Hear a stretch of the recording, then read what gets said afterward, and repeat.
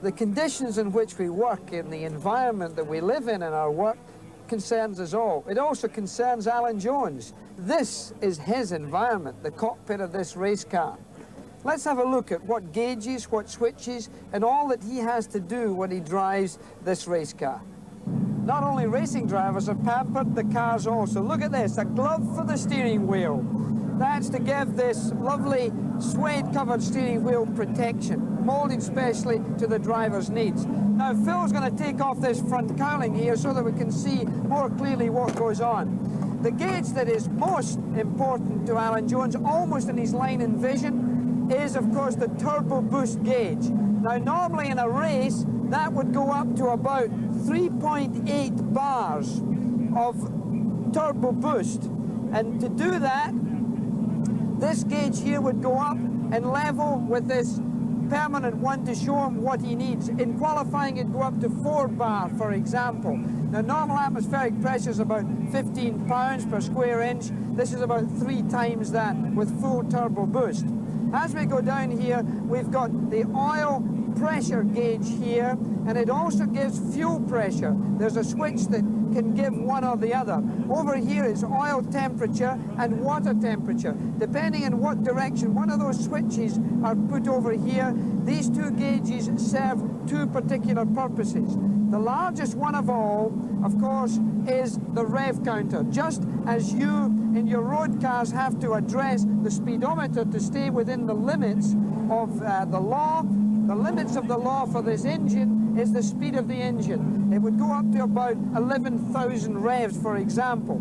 Then we have 2 other gauges. This one over here gives out the number of laps left on fuel alone.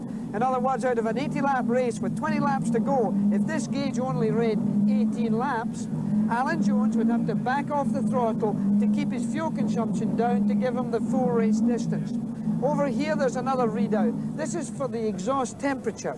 And this engine is a 6-cylinder engine split into 2. The left-hand exhaust temperature and the right-hand exhaust temperature. There's a switch to be able to give both of those, and that is there.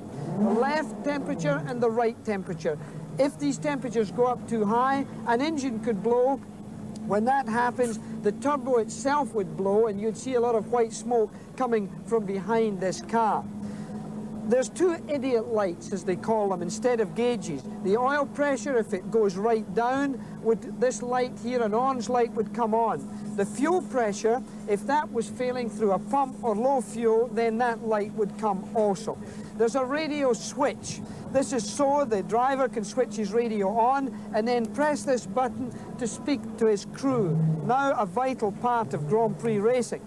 You've also got a light switch up here which switches on the rear light in the case of rain so that cars coming from behind can see that strong, high and intensity light.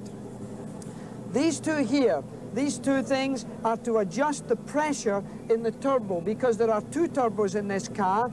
If the left-hand turbo is going a little bit low, and he would see this in this gauge, he would switch a switch to adjust, by doing so, the left-hand turbo.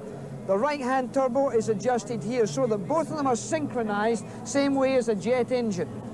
There's a few other points in here that the driver has to address.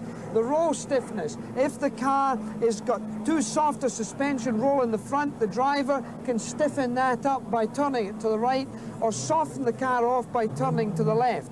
The brake balance, the ratio from the front brakes to the rear brakes can be changed also because as the fuel load goes down, the weight distribution changes and he can adjust the brake balance by doing this.